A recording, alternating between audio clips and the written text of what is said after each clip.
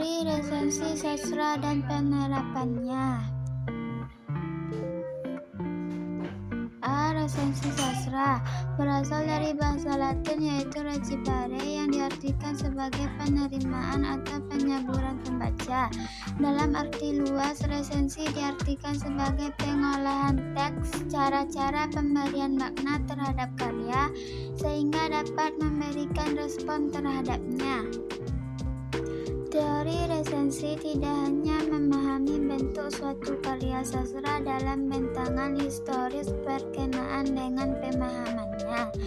Teori menuntut bahwa suatu karya individu menjadi bagian rangkaian karya lain untuk mengetahui arti dan kedudukan historinya dalam konteks pengalaman kesastraannya. Pradopo mengemukakan bahwa penelitian resensi dapat dilakukan dengan dua cara, yaitu secara sinkronis dan diakronis.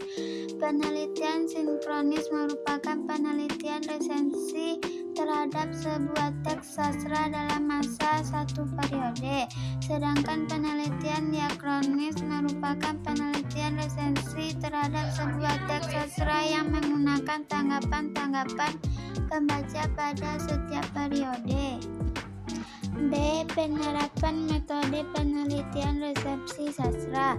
1. Penerapan metode resepsi sinkronis adalah penelitian resepsi sastra yang menggunakan tanggapan pembaca sezaman, artinya pembaca yang digunakan sebagai responden berada dalam satu periode waktu.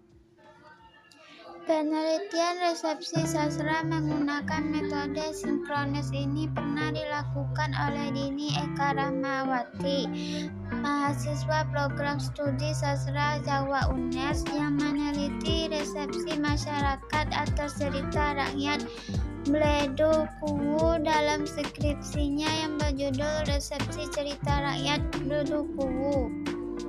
2. Penerapan metode resepsi diakronis adalah penelitian resepsi sastra yang dilakukan terhadap tanggapan-tanggapan pembaca dalam beberapa periode, tetapi periode waktu yang dimaksud masih berada dalam satu rentang waktu. Metode diakronis banyak dilakukan para ahli sastra, misalnya Agus Nuryatin dengan artikel resepsi estesis pembaca atas Sri Sumarah dan Bau karya Umar Khayyam, Siti Hariti Satriani dengan artikel berjudul Karya Sastra Prancis Abad 19 dan resepsinya di Indonesia. C. Kelebihan dan kelemahan metode penelitian resepsi sastra. Kelemahan penelitian sinkronis yaitu proses kerjanya yang dinilai sangat rumit. Penelitian sinkronis hanya dapat digunakan untuk mengetahui tanggapan pembaca pada kurun waktu. Kelebihan penelitian sinkronis yaitu responden dapat ditentukan tanpa harus mencari artikel kritik sastranya terlebih dahulu. Kelemahan penelitian diakronis mengalami kesulitan dalam menentukan karya sastra yang dijadikan objek penelitian.